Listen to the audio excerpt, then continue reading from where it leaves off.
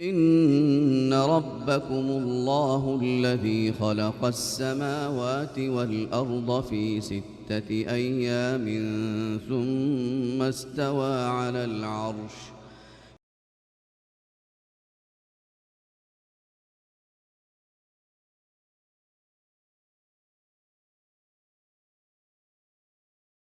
Bismillah, alhamdulillahi rabbil alameen, wassalatu wassalam ala rasulillah. Assalamu alaikum rahmatullahi wa barakatuh. Welcome everybody to another Insight to Islam Zoom discussion. Now this is a very, very important topic. And we have, mashallah, a very, very important brother with us to discuss it, Abdul Karim Abdullah Bin Bakr. And the issue is about youth or community violence, violence in the community involving our young people. Now, last week we saw the death of a young person in Brixton. Another shocking death, and unfortunately, the rate of young people killing each other, going to prison, doing life sentences. I see it as out of control. I see it as a massive problem, and we're seeking some remedies. We're seeking to obviously save ourselves, our own families, and try to understand what the situation is. So, alhamdulillah, I've been hunting down this brother Abdul Karim for many, many months. I might even say years to get him to sit down and have a conversation. But I know he's very, very busy. I know he's doing important work, and alhamdulillah, he's decided to, give me his time. So we should pay attention to what he's got to say. Abdul Karim, assalamu alaikum. Walaikum salam wa rahmatullahi wa barakatuh. You How you finally doing? got me. How you doing, bro? I finally got you, and I'm going to kind of squeeze you to get all the knowledge I can from you. Now, Man. the reason I think you're suitable for this conversation is, one, growing up most of your time. We're born in South London, in Brixton. Yeah, so born in Brixton. Oh, you're muted. Yeah, go on. Start again? Yeah, go on. Yeah, born in Brixton. Yeah. Brixton, born and raised. Okay. So you've grown up in the cities. You chose to do youth work and community work. Okay. And I know your work around young people and gang violence. So you can give us some kind of insight as to what's happening on the ground. And we want to get some kind of the solutions. What can we do about how can we protect our own children? And what do you see as some of the influences that are happening to young people as to why they're falling into these issues? First question I like to ask you is, why did you get into youth work and community work? What was your passion, and why did you decide to go in this direction? I kind of fell into it. So my trade is I'm a BT frames engineer. So I was a contractor, and I did a bit of an apprentice. It wasn't an apprenticeship, but like an on-the-job kind of training. And I worked for BT from like 18 to 19 years old. And I was earning very good money for that. As I was working with people in their 30s and 40s were paying their mortgage. And I was 18 years old earning the same wages. And so it was a good sort of like career to be in. And obviously it's like nothing to do with community, cool. It's a blue collar work, it's trade. And then a mate of mine said to me, do I want to do a level 1 football coaching course? I was like, I like football, why not? I didn't think anything of it. But I got the call before him, accepted it, got onto the course. He missed the call and never got onto the course. Did the training, and it probably was the first time I did anything like that, and it kind of like changed my perspective on just engaging with people and working with people. So did it, got my level FA coach level 1 badge, and then went back to work, didn't think anything of it. And then a brother, in fact, working with a brother now, but a brother asked me if I wanted to do some football coaching because I had my badge. And I tried it out and I fell in love. I said, wow, this is amazing. Like, I couldn't believe how fun it was. Making an impact with young people, while doing sport.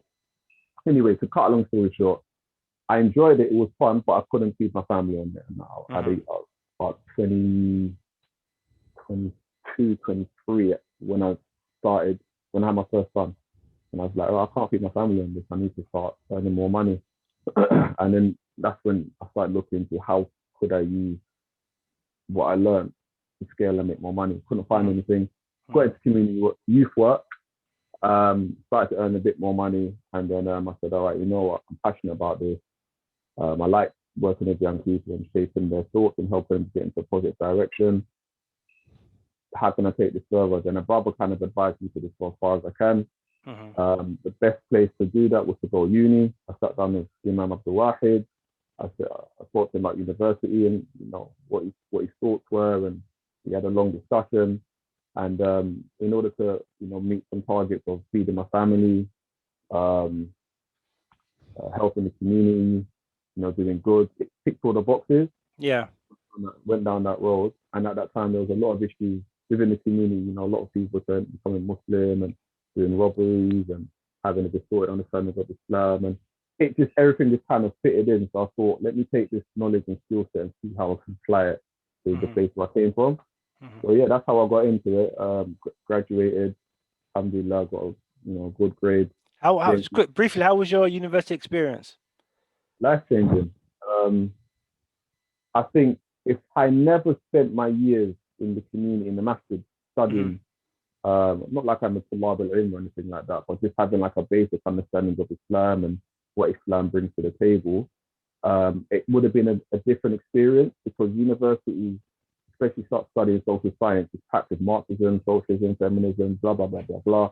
So you have to come with an ism and bring something to the table. And myself and my colleague, my brother, my school friend, Rashid, we were like, we were the duo in class, and we added value to the conversation of what Islam and what, someone from, working class, community, we brought that to the table. And it was an interesting narrative that we brought to the discussion and to the education platform and to universities, and meeting different people and, just seeing the world, not from our perspective, but looking at it from a wider perspective. It just opened my eyes to see that the world is bigger than just what I know in my ends or in my area, in my community.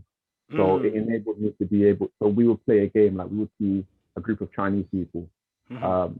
We know we have nothing in common with these people, nothing. But we would challenge each other to go and sit down with them and have a conversation for longer than 10 minutes. Okay. And the reason why we did that was to, develop this ability to have a conversation with people outside of our comfort zone. Yeah. We would see like middle class white people. We would see like, I don't know what you call them, like, like middle class white people, makeup on their eyes and, green hair, and we will go and speak to them. Just have a conversation and see how long we can. Okay. I mean, was that a learning experience, or was it something with which you wanted to break down those barriers? Because normally you wouldn't have an opportunity to meet different people, different cultures. It was a learning experience because, just as we said, we wouldn't have an opportunity to meet people like that. And myself especially, wanted to make the most use of my time in a space where I would meet people like that. And not that we became, any of them became best of friends, but it enabled me to speak to people who I wouldn't necessarily speak to, and that's a very important skill set, especially in me. But yeah, also feel comfortable and confident in that space. I think sometimes we have an image that I can't step into that arena because I'm not used to being that arena. But now once you step in, I want to call that an arena. Meeting and speaking to people, I'll call it not really an arena, because we weren't battling them or anything. It was more just speaking in an unusual setting and being comfortable in an uncomfortable space. If that makes sense. And that tool, Walillah alhamd, served me very well in kind of like navigating different spaces, because I'm comfortable in who I am. Yes. So if I wear a kameez or I'm in a trackie or a stick, it doesn't matter. I'm able to represent what I represent effectively. And university helped build that skill more than anything. So it was a good experience. The learning part of it was crap. I got into trouble a lot of the time. The university wrote an article. The university, as the course, wrote an article about a particular situation that happened between me and some of the female students, because I wasn't going to entertain, some of the ideologies, and they tried to indoctrinate me. So it was pretty good. But what was amazing about that, what is amazing about that, was that I wasn't acquiescing or allowing them to bully me into their thought processes, and now I actually guest lecture on the same course. Excellent. So I'm a lecturer. So you've done your university, you've come out with all the tools, you're going to go and save the youth now. What is the I know it's a big jump. What is the practicality now? You've learned some of the tools of young people, their needs, psychology of young people, and obviously you're from South London, from Brixton, and you're seeing a lot of issues happening amongst the youth. How did you try and implement what you've learned? What job did you get, and what was your first working in the community? It was quite interesting that my on-the-job learning experience didn't happen in Brixton or Lambeth. It was actually in Lewisham, where I got my real on-the-job training and education and experience in working with young people. So I ran a youth club. It was probably the biggest youth club in the borough at the time. So on a Monday to Thursday night, we would have anything between 30 to maybe up to 60 young people, which is massive for a youth club. Mixed boys and girls. There wasn't anything to do with Islam. It was a generic youth setting. It was sports orientated, especially around roller skating.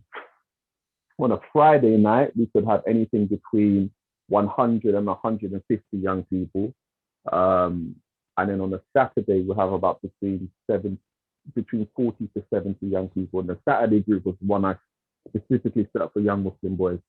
And then later on down the line, I was able to recruit a sister to set up a girls group on a Sunday for Muslim girls.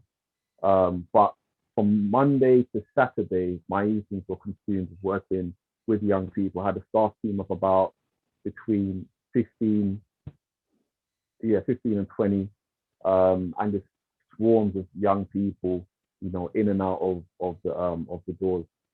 And that experience really shaped me. And I think that's where my organizational skills came in, and seeing things from a top-down lens, because there's so many young people coming in and out of the doors.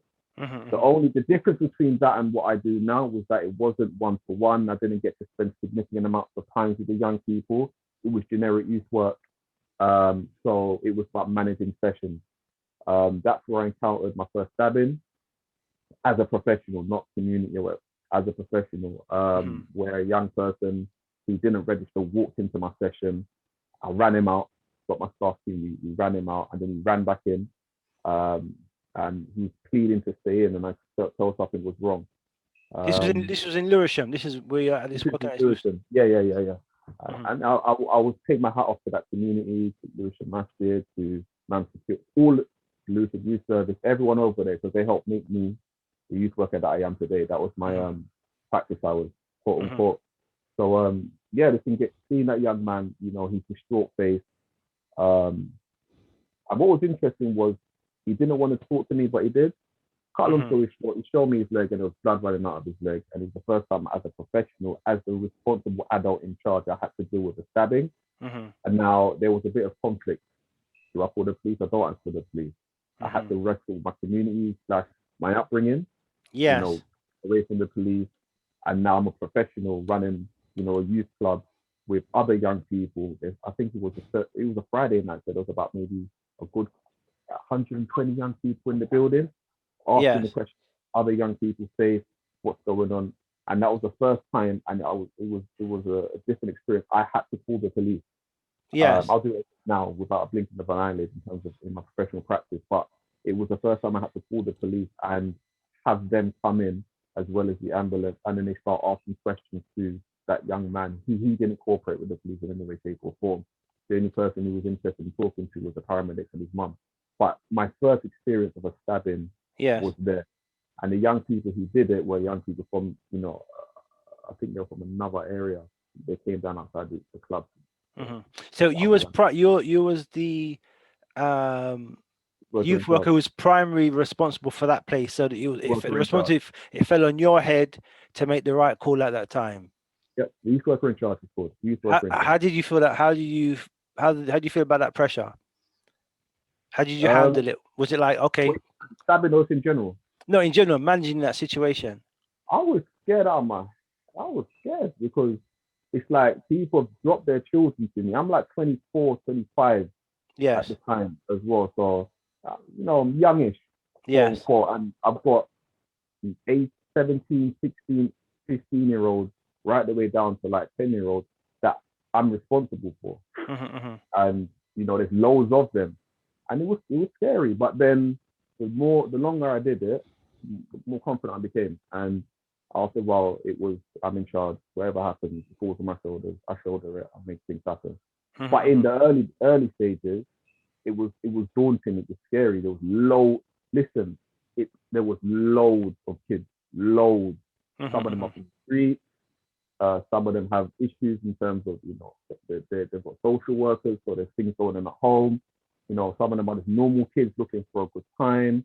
Some of them are young, some of them are old. So it's balancing all of that in one setting. It was a lot, but it shaped me to be able to do what I do today. So it was a good experience, but scary at the beginning. Okay, now you've been working in this field for a few years, and the situation, from our perception, what our perception is, the violence with young people hasn't decreased. Has it increased, in your opinion? It's a good question. On paper, they say it's the same, but then there have been years where it has increased. Now, there's a question around what type of violence has increased. So there's something called VOG, violence against women and girls. Has that increased? There's always been violence against women and girls, which we call male and female violence. Violence amongst young people, has that increased? Quite interesting. Someone put it there. Shooting amongst young people have decreased, or discharge of firearms isn't the same as what it used to be. So I think it was in 2000 and, don't quote me in the figures, but I think between 2008, 2009, 2010, but discharge of firearms amongst young people is a lot more popular. Now the choice of weapon has changed. So if you look at the shootings, definitely it's gone down. But in terms of stabbing, then that's a weapon of choice. It's definitely gone up as well, significantly. So stabbings has definitely gone up. Are you still dealing with this issue? I know you spoke to me one time about your experience in working in hospitals and dealing with the people who have been victims of the stabbings. Can you give us some insight into some of the experience you've been having with some of the victims of this violence? Yeah, because you took another role, didn't you? I think you moved around. Where did you go after the youth club? All right, so from Lewisham, I started to feel a bit guilty that I was doing a lot of work in Lewisham, and I would leave Lambeth, go to Lewisham, do all this amazing work, and come back to Lambeth, and I'm like, nothing's going on in there. And I decided to, what else did I have to do? Hold on. Yeah, I decided to come back to Lambeth. Okay. Decided to come back to Lambeth, and that was cool. And then I took a role. They just really started out actually in being a youth worker embedded in A&E Hospital. Major trauma hospital, and embedded in the accident and emergency. You was embedded in the accident and emergency. Okay. Yeah, so I was working alongside the doctors, nurses, safeguarding team, pediatricians. So I was my own specialist. So we brought youth work into that space. And what's interesting is that work, there had never been a black male youth worker in that space before. I went into that space. So I brought something, my understanding of my lens of what it means to be a black male, and working within the space of violence. There was a black female, but they never had a black male. So it was quite eye-opening to the organization to have my expertise and my experience come through the door. Okay. What was interesting was the fact that I didn't know that stabbings were that rife. It would be like, at one stage, I remember, I think 2016, I was dealing with like 4 or 5 new stabbings a day. This is in just in Lambeth. You're in No, Lambeth. so it covered Lambeth, Southwark, Croydon, a bit of Greenwich and Southwark, for the 5 boroughs. Yes. South. And then, for example, you know, late when the organisation scaled, another hospital dealt with like 2 in Wandsworth, Merton, going out that side. But I dealt with Lambeth, Lewisham, Croydon, Southwark, Greenwich. Yeah, those are the main boroughs that I dealt with, and it was just an eye opener. Yeah, people getting stabbed daily. Some made the newspapers, others didn't. People getting shot as well. But it was just the scale of it. Because remember, when something happens, they come into the hospital. Yes. So it might be very serious, where it's life-threatening, and they need, you know, emergency medical attention. Or it might be a thing where they've been stabbed, they've gone home. They're not getting better. They try and stitch it up themselves, or they get their friends to do it, and they're like, you know what, this ain't working, and they creep into the hospital and say, I slipped on glass, or cut myself, or fell down the stairs, to give them an excuse. The nurses, the doctors are very, very acute to what's going on. They're like, that's not glass. This is. They know, and they'll pull me down and say, Kareem, we suspect that this person's been stabbed, and that's where the social triaging will come in now and big. But it was so rife, it was ridiculous.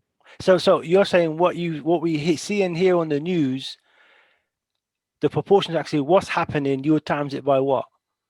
Because we hear the murders. It would, but in terms of murders and stabbing are 2 different things. Murders, so you know, someone's been injured and they go and they're fatal. But stabbing is rife, but not everything makes the news.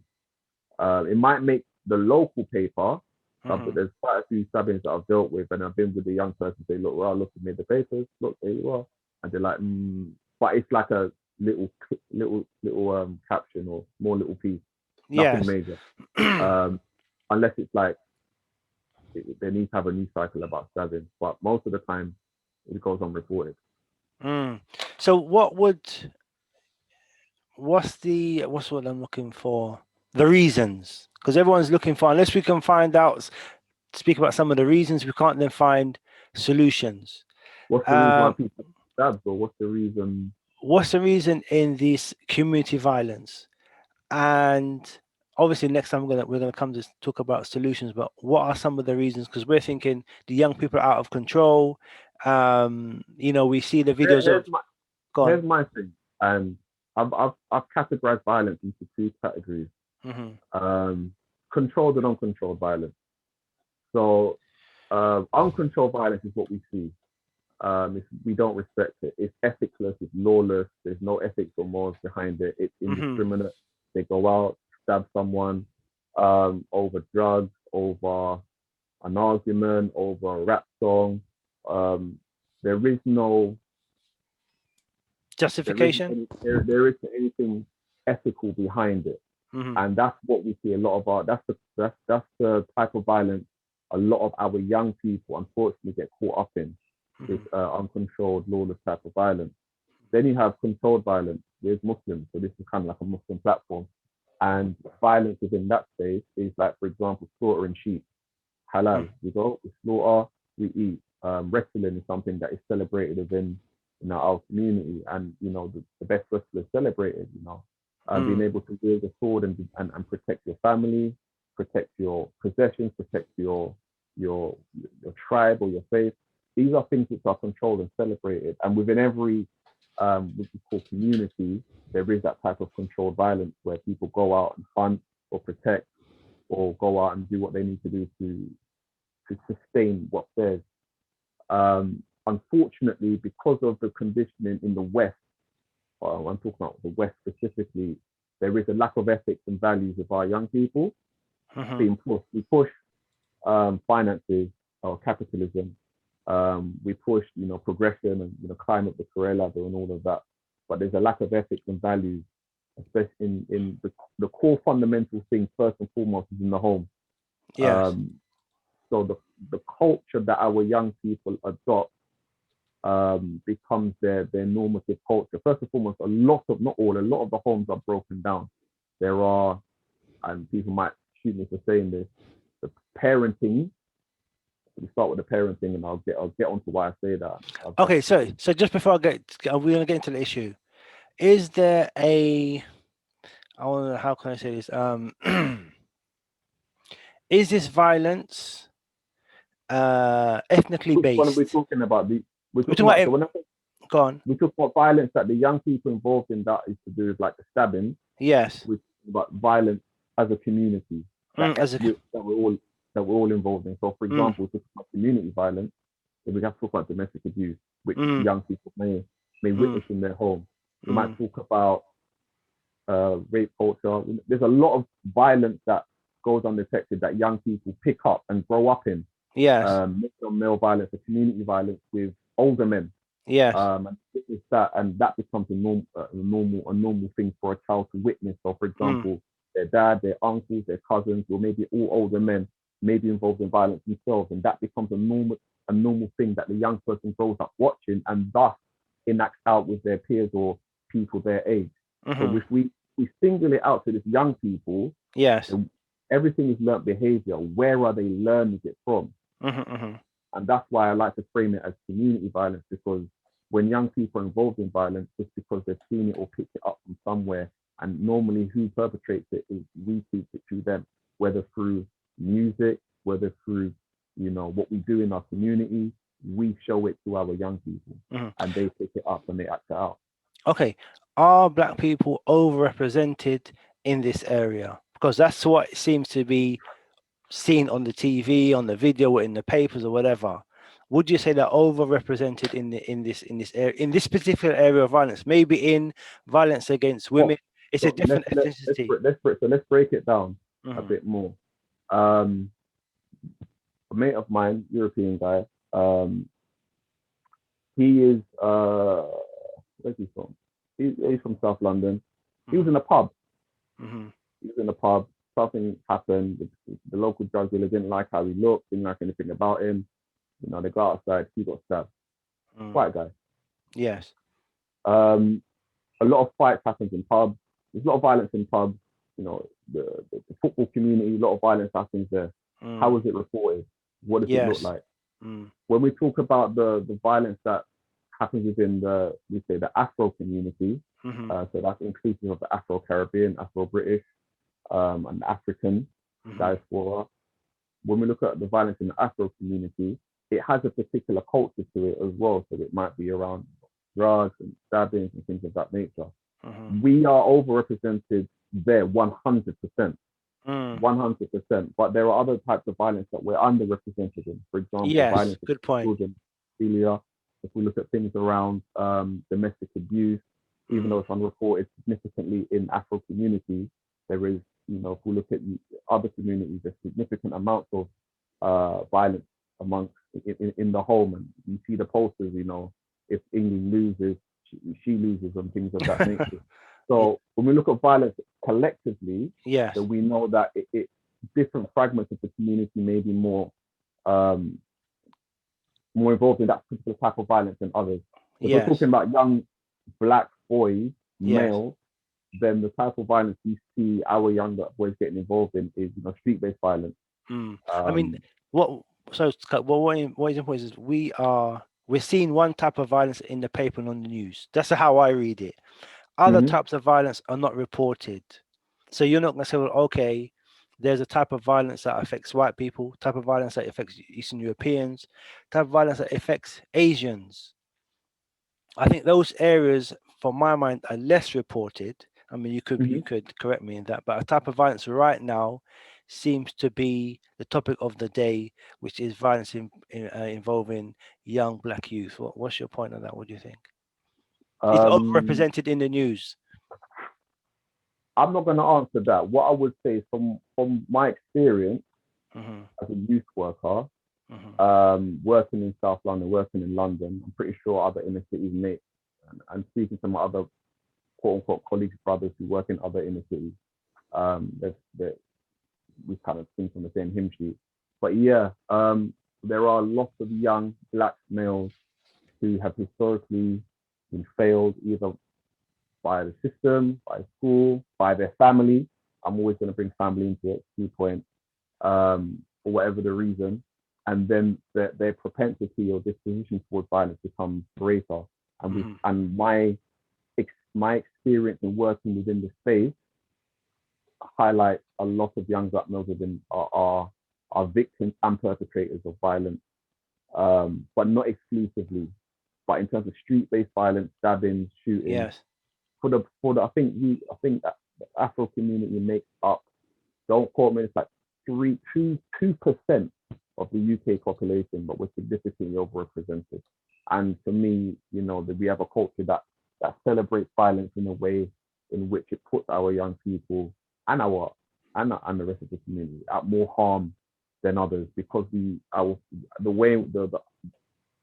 uncontrolled violence that we celebrate within our community puts us in the situation where we get harmed more and we do more harm to each other. And majority of the time it's the people that look like us. Okay, from your experience, now you're a parent now, okay, with, as you said, 5 boys, and you've got a certain mindset in regards to saving your children from falling into this type of violence. So you have to weigh up what influences come into your house and with your young children. So how would you say, if you was to list the priorities of issues from like parenting, lack of funding from the government, music, entertainment, you as a parent now, are you thinking to yourself, well, okay, the issue is the government's not funding youth activities, or the issue is that drill music, or the issue is, how would you proportion blame in finding solutions to this violence? Solution is an interesting one. As my sons get older, I'm quite fortunate. I've worked with hundreds of young men in up and down England. I'm going to say the country. Oh yeah, the country, England. So my sons are unfortunate. They find it very difficult to sneak anything by me because I've seen all of the stuff that young people do. So that's a blessing for me, curse for them. Doesn't mean that they won't find anything to do or get up to mischief. As you're saying, the young people go through their trauma stress period when they start to hit their adolescence. Trauma stress meaning they start, push the boundaries, start challenging, exhibit challenging behavior for those who are listening. So I expect that. It's coming, brother. It's coming. It will come, and inshallah, I'm patient. However, what I find interesting is, and I think you've spoken before, I will highlight family as a very important protective factor. And unfortunately, we live in a society where the family unit is broken. Men not being men. There's a historic African proverb: it takes a village to raise a child. If we look at the village is broken. Village is made up of children, men, women, and elders. It's intergenerational space. If we look at where young people are growing up, a lot of them don't have men around them in the home, yet alone outside of the home. They may have their grandmas, but in terms of older men, grandfathers, and that generation, they don't have access to them. I'm talking specifically about men, young boys, especially. Yes. So that transfer of knowledge is gone. So young men are growing up without male role models and male figures, and they're trying to work out what it is to be a man. So their other peers who are near enough the same age, they're all working it out together. And what's quite interesting is, I had a conversation about this today, is that we have, and no offense to our sisters, women trying to raise men, and we as men recognize that that's not how we're supposed to be, and they rebel and they do what they need to do, or they do what they feel they need to do. Which is that your number one? I put it down to family and community first and foremost. I'll tell you why. I took a trip to Gambia, brought my wife out there, got a little village over there, was chilling. I remember I was with my wife and she saw 2 young boys, they were about 14, 15, with big cutlass machetes.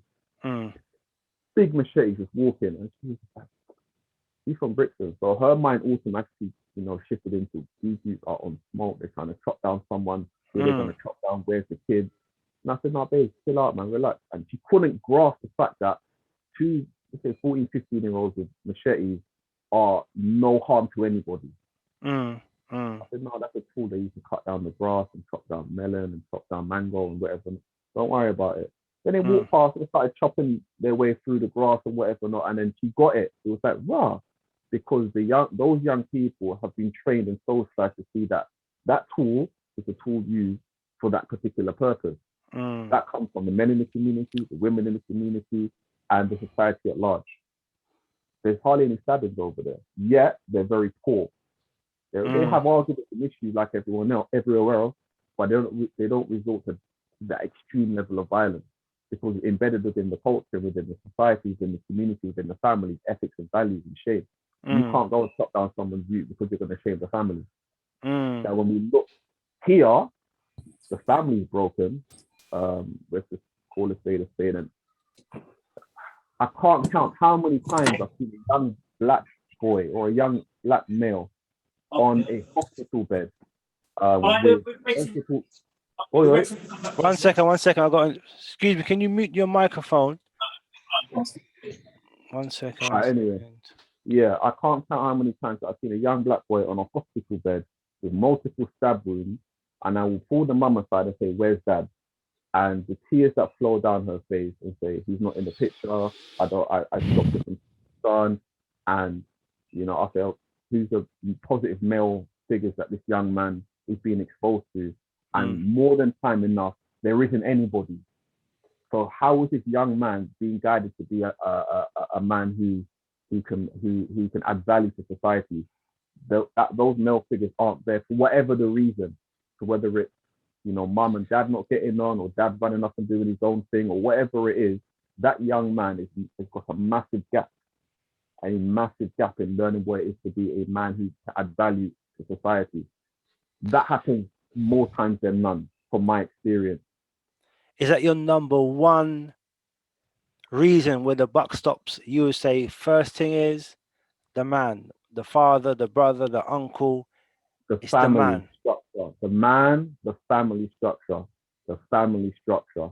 I remember this woman reached out to me. She heard of the work that I was doing. This is when I was more active running around. I said, please help. And, I used to wear my heart on my sleeve. All right, cool, no problem. And I brought the full team around this woman. Like, when I say full team, she had some serious people that had influence. And she said, "Oh, my son, he's acting wild. He's just been arrested. He got a custodial sentence. He was 14 years old, and he went to like a children's secure unit." And to cut a long story short, and this is no disrespect to my sisters, but this is the type of stuff that I saw regularly. But this was, someone reaching out. She expected me to work with her son, travel up to the secure unit, which is outside of London, spend time with him in there. When he come out, mentor him. This is all in my free time, by the way. And there was no onus on her to fix her home. I was in Brixton. I saw one of my brethren, and he was like, "Yo, pretty well," you know how it goes. And he goes, "Yeah, no disrespect to my sisters. Yeah, I'm dealing with this girl." And he started to go into the situation, and he was being a bit explicit about, he had no intentions, and he wasn't. The brother, I'm going to be real with you, he's not really a man to be having in your home. He's not looking to settle down and build a family and anything of that nature. He's just in that space to fulfill his desires. And then he goes, yeah, I'm dealing with it. Yeah. And then lo and behold, the same woman who reached out for help, her son is acting wild.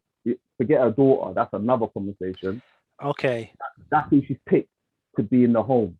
And in my head, I thought to myself, am I an idiot? No offense, not like that. But I'm running around trying to help you.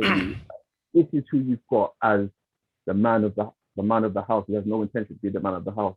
Yes. Fixing the home first, before we look to government, police. Fix the yard first. I remember hearing something. It was quite profound. The first form of government that a child experiences is the family unit, the husband and wife, the man and woman. That's the first time children experience any form of kind of like structure. And if that is okay, your child has more success. I'm not saying that they're not going to commit any issues, and there's going to be no problem. But there's a more of a success rate of that child not being groomed or pulled into county lines, which is their country, or getting involved in violence within the community. There is a chance that they can do it, but it's more resistance because of the stronger structure of the home. Now, not to say that homes don't break, but even if they do break, it's about that co-parenting. But time and time, I've seen a young man stab wounds, colostomy bags, have had to move that young man from the home where they are to a home outside of, the area. And the relationship between mother and father has gone out the window, let alone the extended family. So within the house, there's trauma. That young person's picking up on that trauma. I don't want to go too much into trauma because there's a whole conversation on trauma-informed care, adverse childhood experiences. But in terms of just moving forward, it's just about looking at building a strong, loving home unit first and foremost. There is something which I was at a talk and one of the scholars said, the right of your unborn child is that you choose a fitting mother or father. And this obviously applies to the man or the woman. 100%. That the woman, if she's going to sleep with a man, I presume obviously she's married, that if she's going to have children with this man, has she given the right to her kid that this is going to be a stand-up father and he's going to be there through thick and thin? Are people just pressured into marriage? Maybe it's a forced marriage. Maybe he's got money. Maybe the issue is not Dean. So let's have a conversation around. We live in the West, and Islamically that's ideal. So we're going to talk about the Muslim community.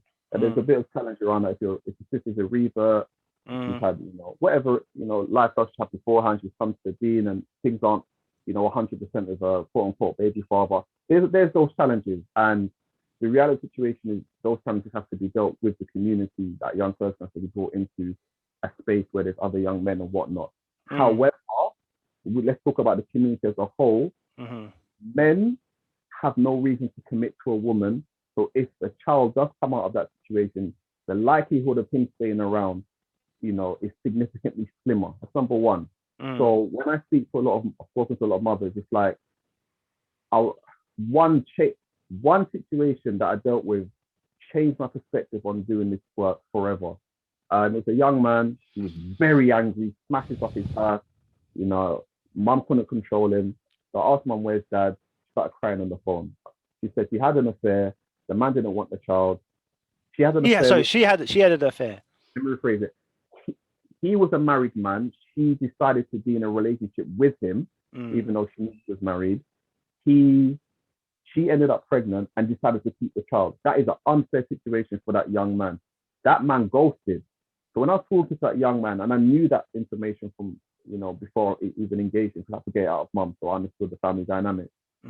His anger was, no, my dad. And when I was talking about, I've got to go pick up my son, he's like, no, men don't look after their children. He had so much rage because of the decisions mum made.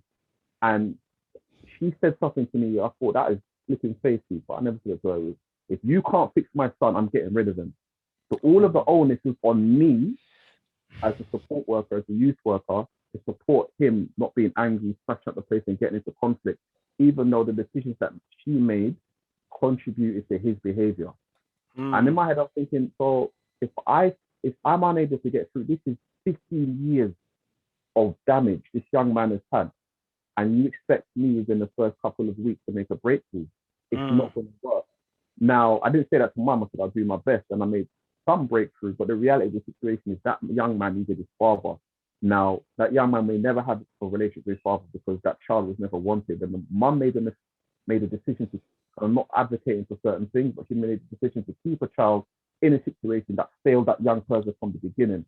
This is why I bring it back down to family. It's not the only thing, but number one, in terms of a protective factor, if you have good families, you have good communities. You have good communities, a better society, then our young people have that village that we spoke about. And I mentioned the African proverb, it takes a village to raise a child, and that's the ideal village. But there's another proverb, which is, if we don't induct the young people into the village, they'll burn it down to feel its warmth.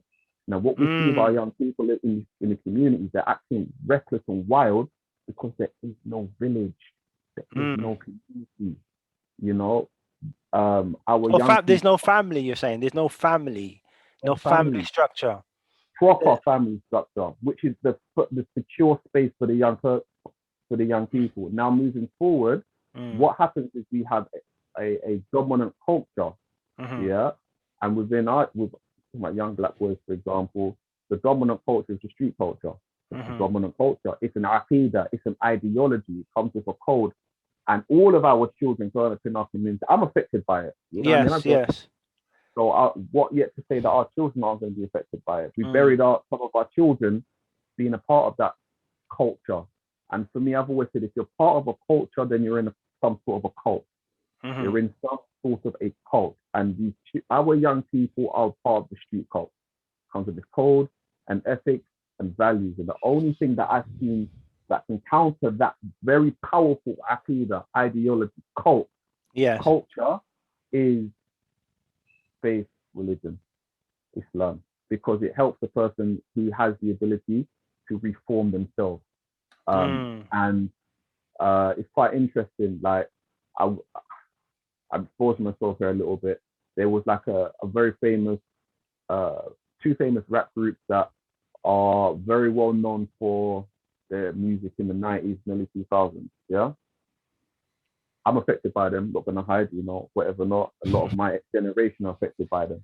Just like your generation might be affected by the Wu or whatever it is. But that's another conversation. But if we listen to the content of what we were programmed to listen to, it's treating our women disrespectfully, call them, the B word and H word, I'm not gonna say it on here. Drugs, respect by enemies necessary, murder, kill our own. And that hasn't left. We've been programmed and we've kind of deprogrammed ourselves to a degree. But you've got people that haven't deprogrammed themselves from that sort of ideology and messaging that becomes normal in their house. Now, why am I mentioning that? If you look online, they're getting celebrated. If you listen to their content and what they're pushing, it's poison to our community. Our young men are listening to things like that. Now, why is that poignant or significant? I remember I was working with a young man. This young man, before I worked with him, I got into a situation because I do a lot of community police work. So I engage the police to have better relationships with the community and try and get the community to have better relationships with the police. Very difficult job. We can have another conversation about that. I remember I was in Brixton, hot summer's day, 2019, hot day. I saw about 20 police officers running down the road. Now, knowing my position, I'm able to influence certain things by challenging police behavior sometimes. And alhamdulillah, myself, my brother Hashi, we've done some good work. So I ran down to see where they were going because all I knew was that they're running to someone from the community, and if they engage in a manner which is problematic, there could be a riot. Got there and it was outside Powerline in Brixton. They sealed it off. Cut long story short, they arrested a 12-year-old boy, 20 officers, and it almost was a riot.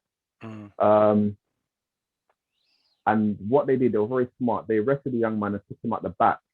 So I was waiting to see the young man come out and engage the police and leverage my position in Lambeth to say, look, what's going on here? But I never got the opportunity to do so. Cut long story short, that young person was referred to me to work with. And he's got some challenges. I'm not gonna knock that. His parents failed him. Parents failed him. And that trauma that mum and dad had, they passed it on to that young man. But that's another conversation. But what's quite interesting was the dad wanted to be a rapper. And he would call me, Karim, I do this, that. I was basically doing everything for that family. It was dad and son because mum and dad broke up. But cut long story short, I remember I had to go and I referred that young boy into a positive activity and I had to get him to fill out an application form. And I'm in the yard, dad's smoking marijuana and just smoking, cool, that's his choice. But he had the chorus of his song playing and all he was talking about was busting man's head open and having intercourse with a whole heap of woman. And that chorus was on loop. And that 12-year-old was just sitting down and just in the house, listening to his father on loop, talking about busting man's head, violence, and having intercourse with enough woman. And I just looked and I said to myself, what the little time that I got with this youth, I've got no chance of making a significant impact because the main male figure is talking this nonsense. And he's like, you need to fix my son. I'm thinking, big man, you need to fix yourself and then fix your son, because this ain't working. So in terms of culture, we as men need to change that culture and ensure that we're pushing a positive narrative or stand for something. Our young people are going to hear it. They're going to see it. Our children are going to hear it. You go to JD Sports, Foot Locker, Sports Direct, you go on the bus, the culture is going to be there, but we have to stand for something that illustrates this is not acceptable. Otherwise, our children will, which for the socialization process, will see it as something as normal and enact it out, and then thus go out and do. How much is this narrative pushed in the community in regards to fathers not being responsible? And you might also say the mothers or the women not being responsible, and this is a huge factor in the rise in violence amongst young people. It's one because what I hear is a lot is, oh, the government's not investing in youth activities, the youth clubs are closed. I hear that narrative a lot. Like, people want to sometimes push the responsibility on the lack of funding. But what is the narrative concerning, listen, men have to play their role, the women have to play their roles, either priorities that if you have children, that's your priority. Let me give an example. Let me give you 100% that there is onus on leadership. And we can have another conversation around ethical leadership and the lack of it, and why the community respect the leaders that they have.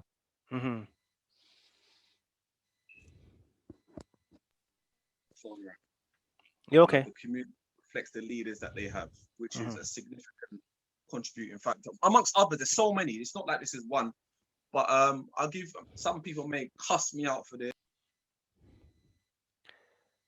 Yeah, the sound is a bit funny. You want to move a bit closer, maybe? Yeah, that's cool. I'll come back. Hello? That's fine. Yeah, you're there. Go on, carry on. Headphones ain't working. Hold on. I can hear you. Take off the headphones. Hold on. Can you hear me now? Yeah, that's cool. That's better. Yeah. Yeah. So let's look at, for example, the Nation of Islam. Yeah. Some people may feel uncomfortable me having a conversation or I'm bringing them into a Ahl Sunnah space. But a mentor of mine says success leaves clues. Now, if you look at their community model, they're very big on family, very big on reforming character, very big on economics, very big on taking out as much as possible the filth, whether it's ideological, whether it's social, out of their community and reforming their community and building bridges and then bringing up their young people within that space. And they have a motto of do for self. They don't expect the government to give them anything. Okay. I like that ideology, because now we have to take accountability. What we have, and I'm not saying that the governments don't have a responsibility, and local authority don't have a responsibility, and people don't have responsibility, but do for self. We have to take ownership of our own families, of our own young people, of our own children, of our own relationships, first and foremost, and get that in line. How can a person scream the government's not doing enough and you're not doing enough for your child? Now, there are other things, in terms of capacity, and, there comes a lot of layers like capacity. Some families don't have capacity due to mental health, due to disabilities. Then the government should intercede more for those particular vulnerable families, they're called, 100%. But when you got, a particular man who's just going around, pushing youths out and not taking care of that, big man, you're supposed to take care of your youths. It's not for the government or for me as a community worker to take care of your youths. A friend of mine was talking, he does similar work to me, and he said, Karim, we said Simon goes, no, our role is to look after other people's youths. I said, big man, I don't look after the next people's youths. I help, but it's for them to look after their own children. Families who are vulnerable, that's another conversation, and we should support them, and that's where that's where social services come into it and interventions. But when you have men and women making decisions that are problematic over and over and over and over again, whose responsibility is that? Is it from the child? Is it their responsibility to fix their home, or is it for the government? No, it's you fix your home. We're accountable for our own actions. There's another angle of children having children. meaning they're having children when they're still children and they're not mentally ready to take on that responsibility of being a parent. So 100%. a child is just a fashion statement, or I just fix him up in nice clothes. But when it comes to the responsibility of being a parent, there's failings there. So let's unpick that. Mm, That child that has that child, where is the family? Where is mm, the mother, the father, the aunties, the uncles? Where is that family to support? Yes, I don't want to use the word mistakes, but some people make decisions that is going to be life changing. But if the unit of the family is built, then if someone within the family makes a mistake, I don't want to use it, makes a decision that's problematic, then they have that buffer system. That's the ideal, the general. Obviously, there are caveats to that. Some families are broken. Cool, we get that. That's where the state comes in and makes an intervention, whether it's corporate parenting or support from social services or early help intervention. But going back to it, on the mass scale, whether it's children having children, there needs to be a culture that doesn't enable young people to go out and have children. So what does that mean? At my youth club, they used to, I'm probably going to get a booting for this, but I'll share it. They used to set, there's an organization called Come Correct. They used to send me condoms and leaflets to put up around sexual health, to encourage young people to have safe sex. Big man, you think I'm going to I'm telling them, don't have it. It might be taboo, but don't do it. Focus on yourself, abstain, don't go that. They probably will, but someone needs to tell them, don't do it. Yes. Rather than saying, go and do it, but do it safely. No, someone needs to tell them, no, don't do it. Because then at least they know that it's a problem. And then the element of shame, and as a youth worker, we kind of have to be non-judgmental. But I've come to in my work, I've been quite reflective that no, there needs to be an element of shame in culture where it's shameful to do that. In our community, children having children isn't shameful. There's no shame in it. It's like, I was at a youth. Big man, you're 16 years old. What are you doing? So-and-so's pregnant. That's a problem. But the element of shame doesn't exist as it used to, and that's why it's become more prevalent. So the old school values that we used to have, if you go into certain communities and the daughter comes pregnant, it's a problem.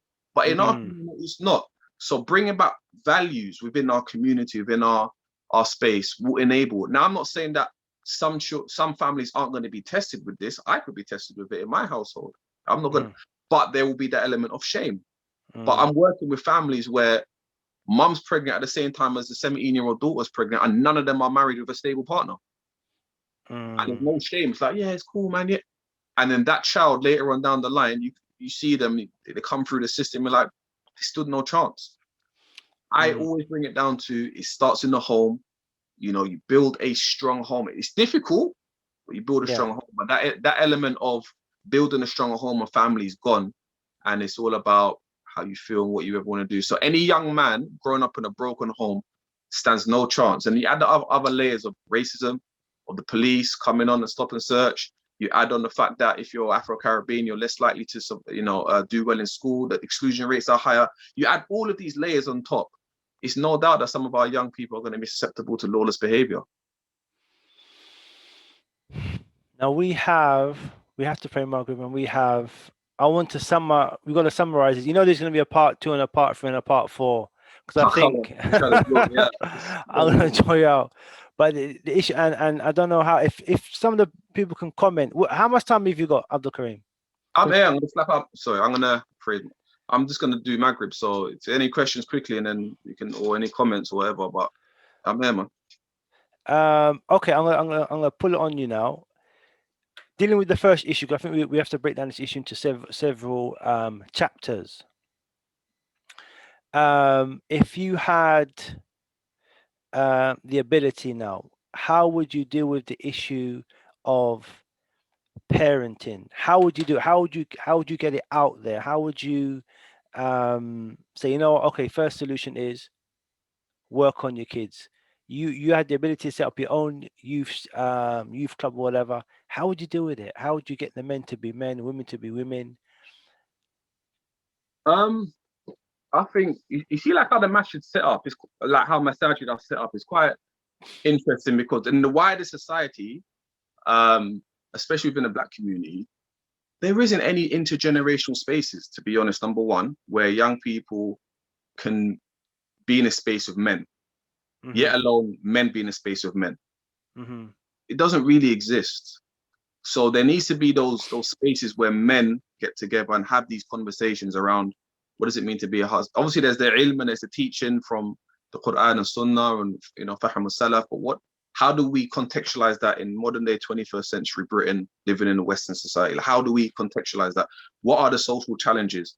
Why is, for example, now let me not go down that road. That's another conversation. But so bringing men into a particular space. And I was having a conversation with a brother the other day. It's like, right, and we was talking because it's tough being a husband, father, provider, and then obviously the added layers of community work or trying to bring in money. It's tough, really. Yes, it's tough. It's tough. And some of us, we take the easy route and go do a madness. Anyway, but space for men to have those conversations and be open and say, all right, how are you getting it right? I remember a brother said to me, Abdul Karim Bin Bakr, how do you find these places to take your kids? And in my head, because it's normal, I'm like, bro, just research, know what's going on. But the brother was blown. He ice skating or football or bike. It's not in his head. So he, maybe because of his upbringing or whatever not, he's never had those experiences and he's never been exposed to it. So me saying, yeah, I done that or I do this, he writes it down, or he puts it in his phone, and boom, he's gone, he's involved. I did a what's it called again? A SWOT analysis on my two oldest. SWOT analysis, for those who are listening: strengths, weaknesses, opportunities, threats. Normally in business, and use it to kind of move forward in business, but you can also do it as a personal development tool. So I was talking to the brother and I said it casually. Yeah, I did a SWOT analysis on my boy, and he was like, "What's that?" When I broke it down, he goes, "No, Bin Bakr showed me this teach," because it's not normal for him, and vice versa. There's things that he does. It's not normal for me. So sharing knowledge collectively as men, so that we can be better husbands, better fathers, better role models for our children is very important, and we need to do more of that. That's one. Same thing with our sisters.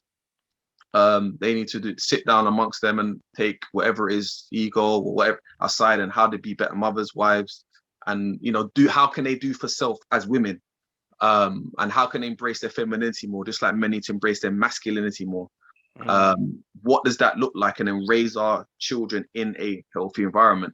So we as a community, or as a Muslim community, we're more fortunate we're able to do that because we can go to a space where that happens. The wider society, unfortunately, there are not many spaces for people to do that. Thus, they're going to see these issues, spiraling out of control. We have something that we can. I'm talking about as a community. We can do something practically within our spaces, the masajid or community centers that we own, and we have something called akhuwa, brotherhood. Yes, everyone has that.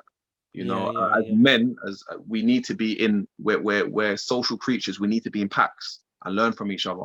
So having those spaces to draw from, positive learning experiences and knowledge, that's what we need. That is what we need in terms of moving forward. Definitely. Now we have to pray Maghrib, and some people are saying they've got questions and they would like to answer questions. And then we wrap it up. Throw two questions and we wrap it up. Okay. So what we're going to do is we're going to wrap it up now.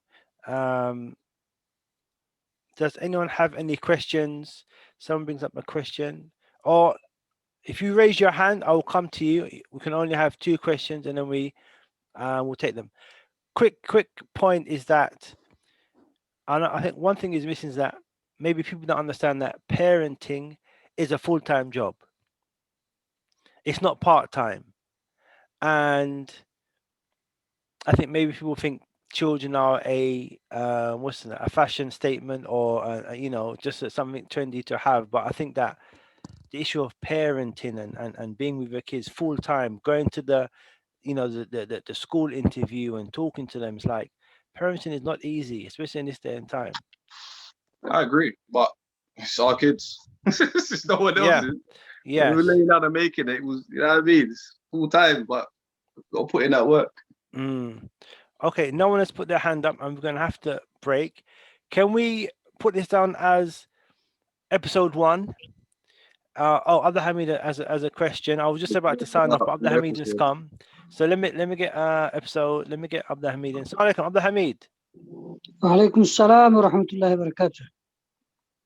كيف الحال؟ Alhamdulillah, mashallah. Fad, we're gonna make this quick, yeah? Yeah, جزاك الله خير Abdul Karim. MashaAllah. You know, we are proud of you. One of our young brothers from the community, you know, knowing you from young age, coming now to give advice. MashaAllah, Jazakallah khair.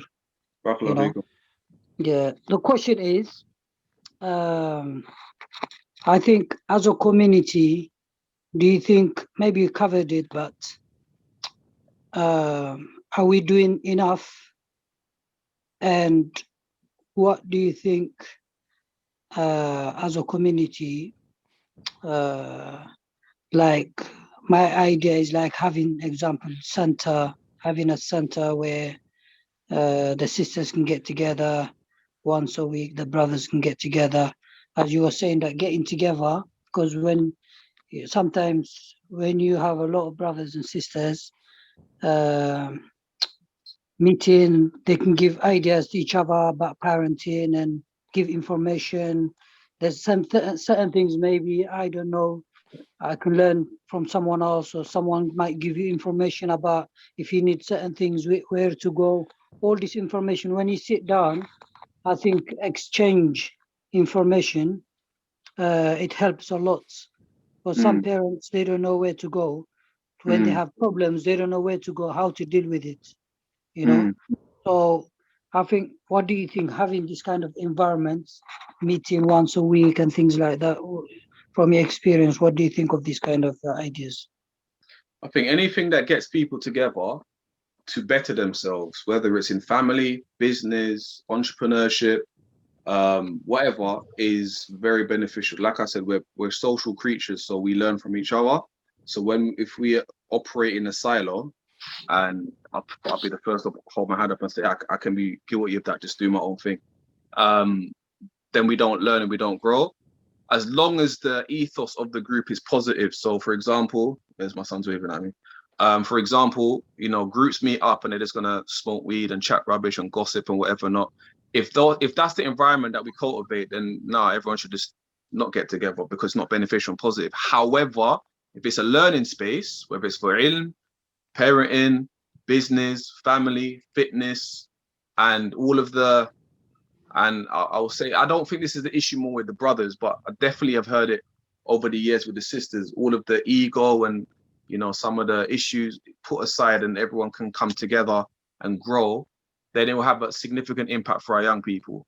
There are men in the community that are trying, and you can see different brothers out there putting in work in different capacities, whether it's setting up events or entertainment nights, or, you know, putting on a spectacle show on Eid, or, you know, there's different brothers doing good things, but it's just, how does that all come together?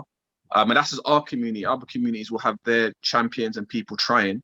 So it's just about, I don't see any issue in coming together. If we can't afford a space, or we're unable to get a space, then, you know, your local masjid, it could be cool, or rent our community center. If you're outside of Lambeth, obviously that's a hometown, you know, you got to come together with like-minded people and do for self.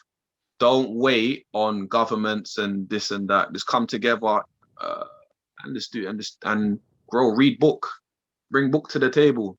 I'm not. It's quite interesting that some of us are afraid to read a book that isn't written by Sheikh Uthaymeen or Sheikh Al-Albani. You know what I mean? Pick up book and read. What have I got here? Yeah, look, book. Man Not, about black masculinity. Very important book for black men and masculinity in the West. Read, develop your knowledge, and then share that. You know what I mean? Because at the end of the day, you know, you learn through information, and don't be scared to read a book that isn't specifically around Aqidah and Manhaj. Read the books in Aqidah and Manhaj fiqh from the people who are trusted, but there are certain information that we're allowed to read in order to develop, because of the society we live in. So read. How important is your children seeing you read and encouraging them to also read? Because obviously the issue is we're trying to save our young people and get them focused. And obviously we're reading for self, but obviously pushing that same culture to our children, that You got to be people who read. My house is full of books, both Islamic and books that personal development books.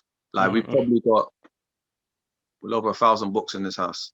So in terms of exemplifying books and reading, that's something my kids aren't averse to. Me and my family, we spend on books. We might not read every single page, but we extract the knowledge that we can and we try and apply it, and our kids see it. They'll come in, there's books on psychology, Islam, fiqh, business, entrepreneurship, history, Black history, UK Muslim. We're not scared to read and share that knowledge.